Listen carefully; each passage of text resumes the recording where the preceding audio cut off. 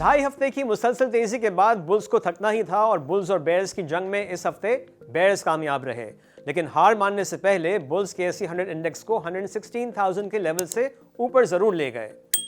हफ्ते के अख्ताम पर KSE 100 इंडेक्स 4,789 पॉइंट्स की कमी के बाद 109,513 पॉइंट्स पर बंद हुआ।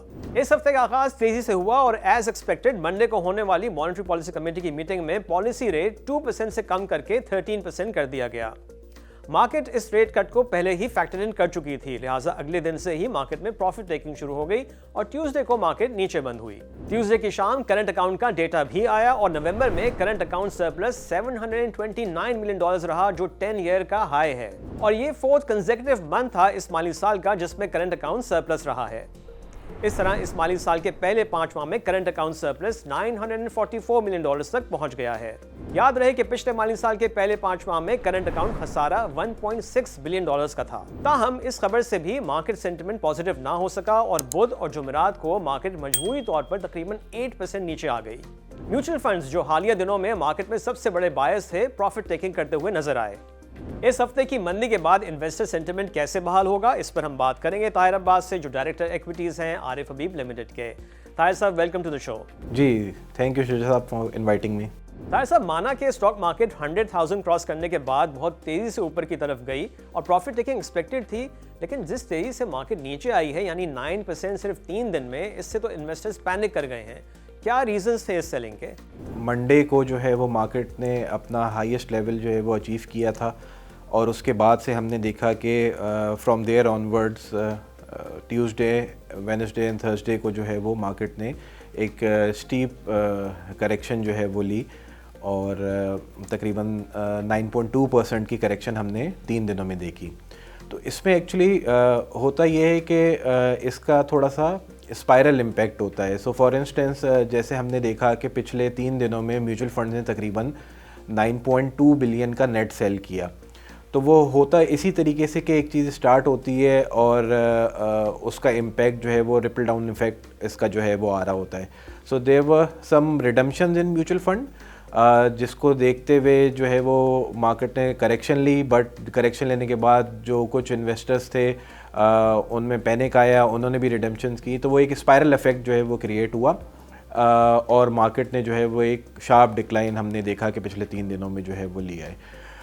इसके अलावा अगर हम ब्रॉडली देखें तो ऐसा कोई भी चेंज मार्केट के हवाले से फंडामेंटली या ऑन द इकोनॉमी साइड नहीं हुआ। जो मार्केट के फंडामेंटल्स हैं या डिफरेंट सेक्टर्स के फंडामेंटल हैं उसमें भी कोई ऐसा चेंज नहीं आया। तो आई डू बिलीव कि एक करेक्शन जो थी वो मार्केट में वो कंप्लीट हो गई। वैसे भी कुछ लोगों का ख्याल ये था कि मार्केट जो है वो काफ़ी ओवरबॉट स्टेट में चली गई है, जैसे आपने जिक्र किया स्टार्ट में कि कंसेक्यूटिव इंक्रीज़ हो गया था मार्केट में और कंटिन्यूसली जो है वो मार्केट अपवर्ड ट्रेजेक्टरी में ही मूव हो रही थी।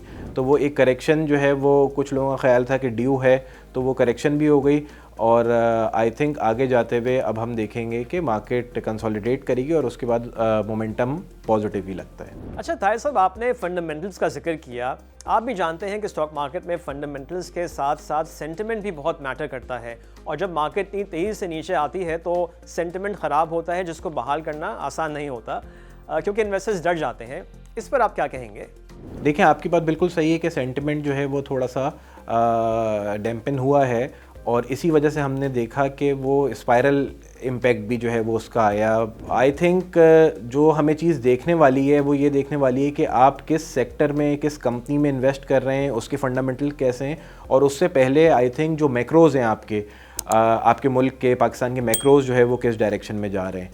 तो आई थिंक अगर इन 2 चीज़ों पे ज़्यादा फोकस रखें तो ये जो टेम्प्रेरी बेसिस पे करेक्शन आती है मार्केट में, आई थिंक ये एक बहुत अच्छी बाइंग अपॉर्चुनिटी है। जिन लोगों की रैली मार्केट की मिस हुई है और मार्केट बढ़ गई थी और वो ये समझ रहे थे कि मार्केट अब बढ़ गई है और अब जो है वो इन्वेस्ट नहीं करना चाहिए, तो आई थिंक एक करेक्शन में एक बहुत अच्छी बाइंग अपॉर्चुनिटी उन लोगों के लिए जिनकी ये रैली मिस हो गई थी। और जहाँ तक आपका ये सवाल है कि उसको रीबिल्ड करने में टाइम लगता है, तो आई थिंक जिस हिसाब से इस वक्त मार्केट की वैल्यूएशन है, डिफरेंट सेक्टर्स की वैल्यूएशन है, तो मुझे लगता है कि इस दफ़ा शायद मार्केट को अपना सेंटिमेंट रीगेन करने में ज़्यादा टाइम नहीं लगेगा। अच्छा ताहिर साहब, क्या आप समझते हैं कि मार्केट में लेवरेज पोजीशंस काफ़ी बढ़ गई हैं और ये भी एक पॉइंट ऑफ कंसर्न है? जहाँ तक लेवरेज की बात है तो आई डू बिलीव कि लेवरेज का if I recall correctly number जो है वो 57 बिलियन है, which includes future, MTS and MFS।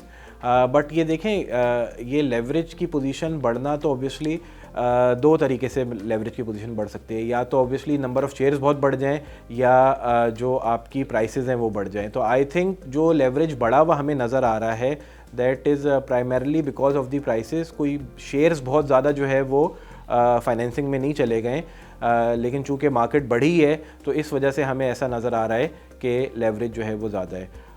Plus ये कि ये लेवरेज की पोजीशन अभी अगर हम देखें as a percentage of free float market capitalization या ओवरऑल, तो ये अभी भी जो है वो कोई ऐसा लेवल नहीं है जिस पे जो है वो कंसर्न करने की बात है या जिस पे कोई ऐसा नेगेटिव मोमेंटम जो है वो क्रिएट हो सकता है।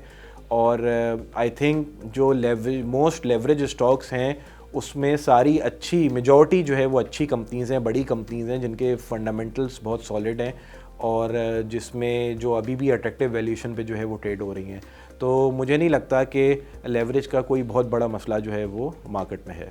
ठीक है। अच्छा ताहिर साहब, क्या मार्केट में कोई नॉन या हिडन रिस्क हैं?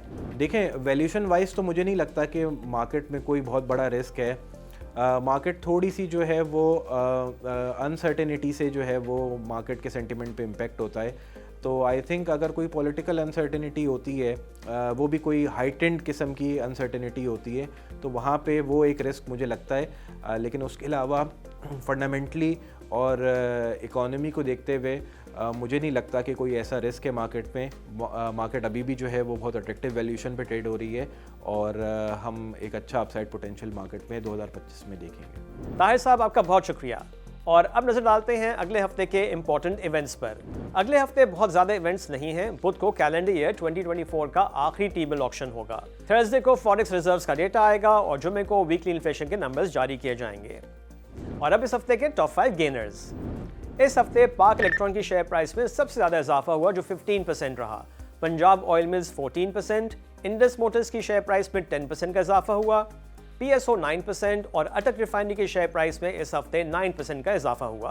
और अब इस हफ्ते के टॉप 5 लूजर्स। इस हफ्ते सबसे ज्यादा कमी फ्रीजलैंड कैंपिना एग्रो फूड्स की शेयर प्राइस में हुई और ये 16% नीचे रहा। के इलेक्ट्रिक 16%, सिनर्जी की शेयर प्राइस में 16% कमी हुई, मानी पेट्रोलियम 15% और नेशनल बैंक की शेयर प्राइस में 15% की कमी हुई। और ये था इस हफ्ते का stock watch. Have a nice weekend. खुदा हाफिज।